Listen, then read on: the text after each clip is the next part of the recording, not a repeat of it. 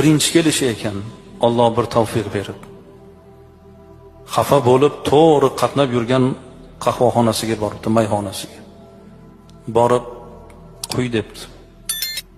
Ko'tarib bittasini ichibdi. Yana "Quy" debdi, yana ko'tarib ichibdi. Uchinchisini quyib qo'ygan ekan, xayol og'ushida o'tirsa, qo'li stakonga tegib tushib ketibdi. Chil-parchin bo'lib yerga sinibdi. Bu endi bu yerdan ham bir qattiq gap eshitaman deb tursa, o'sha yerni egasi kelibdi-da, yelkasini silab, "Xijolat bo'lmang" debdi.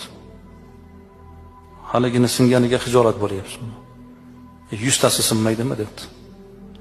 Insonning qalbi sinmasin debdi.